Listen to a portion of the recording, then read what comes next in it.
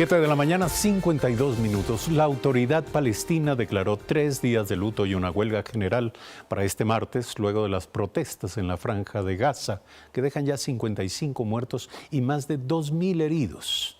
Todo esto en medio de las manifestaciones en rechazo a la apertura de la Embajada de Estados Unidos en Jerusalén.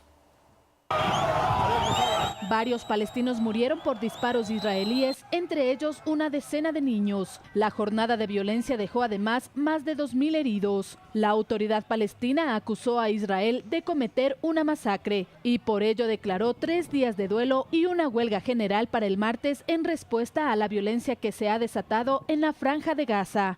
Mañana a media asta por 3 días de luto por las personas que murieron en las protestas de Gaza y tener una huelga mañana para el día de la Nakba.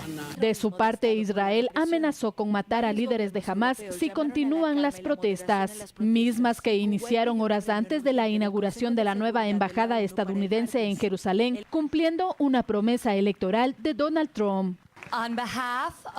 En nombre del 45 presidente de los Estados Unidos de América, os damos la bienvenida oficialmente por primera vez a la Embajada de Estados Unidos aquí en Jerusalén, la capital de Israel. Ivanka Trump, en nombre de su padre, junto al secretario del Tesoro, Steven Mnuchin, destaparon la placa en una histórica ceremonia. Abrimos oficialmente la Embajada de Estados Unidos en Jerusalén. Felicitaciones. Ha sido un largo tiempo para que llegara. Esto mientras varios países retiraron a sus embajadores de Israel por la agresión en Gaza, entre ellos Sudáfrica y Turquía, mientras que otro grupo de representantes de gobiernos de diversas regiones rechazaron la acción unilateral de Estados Unidos de trasladar su embajada a Jerusalén. Fernanda de la Bastida, Telediario. Una muestra más del resultado de la diplomacia del presidente Donald Trump. Tenemos a Shirin Barham, internacionalista por la Universidad San Francisco de Quito y por la Flaxo, analista política de temas de Medio Oriente, con énfasis en la región del Levante. Gracias, Shirin Barham, por aceptar el contacto telefónico con nosotros. La pregunta es, resultado de los acontecimientos en torno al tema de Jerusalén y la apertura de la Embajada de Estados Unidos en esa ciudad, ¿se romperá una vez más el frágil equilibrio entre árabes e israelíes? ¿Vendrá una nueva etapa de choques y conflictos? Gracias, Eduardo, y buenos días con todos. Bueno, sí, definitivamente esta es la ola de violencia más grande que se ha registrado en los territorios ocupados palestinos, específicamente en Gaza, desde lo que se denominó el margen protector, que fue la última incursión militar en Gaza por parte de Israel en agosto del 2014. Como lo mencionaste, vamos más de 55 muertos, algunos medios ya están contabilizando los 60 y más de 2.000 heridos. Entonces, sin duda, esto significa un quiebre o más bien un punto de inflexión en la espiral de violencia que se vive. Ahora, ¿cuál podría ser, Shirin, la pregunta es, ¿cuál podría ser la consecuencia de esto? ¿Esto va a provocar o podría provocar un realineamiento de los países árabes que han venido de alguna manera tratando de construir puentes de acuerdo, de entendimiento, muchos de ellos mediados por el alto interés económico, evidentemente, pero podría producir nuevamente un realineamiento del mundo árabe en torno a la causa palestina? Bueno, habría que ver, lamentablemente, como tú mencionas, se han venido dando una suerte de realineamiento, si se quiere. Tenemos una Arabia Saudita totalmente a favor del